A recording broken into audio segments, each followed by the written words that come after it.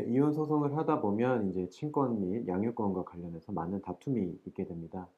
위자료나 뭐 재산 분할과 같이 이제 금전적인 부분은 아무래도 뭐 좀 서로 양보를 하고 합의점을 좀 찾아볼 수가 있겠지만 친권 양육권에 있어서 뭐 물론 이제 친권을 공동으로 인제 하는 부분도 사례도 있긴 하지만 양육권의 경우에는 인제 금전적인 것처럼 이제 분배할 수 있는 성질이 아니기 때문에 뭐 부모 일방 중 당사자 일방을 인제 양육권자로 지정을 하고 상대방의 그런 면접 교섭에 대한 권리를 확보를 해 주는 형태로 인제 정리가 되게 됩니다.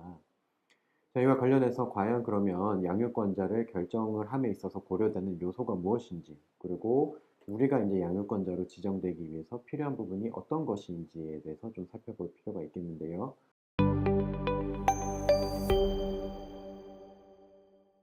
자, 양육권자를 결정함에 있어서는 뭐 여러 가지를 고려할 수가 있겠습니다. 뭐 기본적으로 자녀의 의사라든지 성별과 연령, 그리고 인제 뭐 양육 상황, 애정과 친밀도, 또는 인제 양육 보조자가 있는지, 기타 인제 뭐 건강 상태라든지 경제적인 부분에 대해서 인제 판단을 해볼 수가 있는데, 뭐 몇 가지 사항을 살펴보면 뭐 13세 이상의 자녀의 경우에는 뭐 의사를 물어볼 수가 있겠죠. 누구랑 살기를 원하는지. 다만 인제 13세 미만의 자녀라 하더라도 뭐 의사 표현이 가능하고 어느 정도 인제 사리 판단이 가능한 경우에는 의사를 물어볼 수가 있겠습니다. 그다음에 이제 양육이 적합한지와 관련해서 기존에 뭐 누가 어떻게 양육을 했는지, 애정과 친밀도는 어떠한지, 또는 이제 기존에 양육함에 있어서 자녀가 잘 적응했는지, 또는 혹시 변화되는 그런 사정에 있어서 자녀가 잘 적응할 수 있는지에 대해서 뭐 살펴볼 수가 있겠는데, 무엇보다 인제 중요한 거는 아무래도 인제 법원에서는 현상을 유지를 하고자 하는 경향이 매우 강한 것을 볼 수가 있겠습니다. 생각을 해 보면 기존에 이제 뭐 부모 중 당사자 일방이 양육을 해 왔고 별 무리 없이 자녀가 잘 양육을 성장을 해 왔는데, 갑자기 인제 양육권자가 변경이 되면서 자녀에게는 이제 혼란이 발생을 하게 되겠죠. 이 경우에 오히려 인제 자녀의 정서적인 발달에 인제 뭐 나쁜 영향이 미칠 수가 있기 때문에, 기본적으로 인제 친권 양육권과 같은 경우에는 자녀의 성장과 복지를 제일 최우선적으로 고려를 하게 될 텐데, 가급적 이제 기존에 문제가 없었다라고 하는 경우에는 뭐 기본적으로 좀 현상을 유지하고자 하는 경향이 강하겠습니다.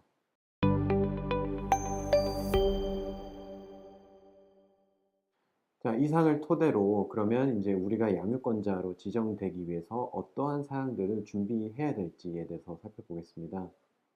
자, 첫 번째로는 인제 가급적 이혼 소송 전후로 내가 양육을 하고 있을 것이 중요하겠습니다. 앞서 말씀드린 연장성산이긴 한데, 뭐 현상 유지를 하고자 하는 법원의 성향을 비춰봤을 때는 현재 인제 양육을 하고 있는 자가 양육권자로 지정될 확률이 아무래도 높아질 수가 있겠죠. 그래서 이런 부분들을 좀 확인을 해 봐야 되겠고, 두 번째로는 인제 가급적 자녀와 원만한 관계를 형성을 하고 있어야겠습니다.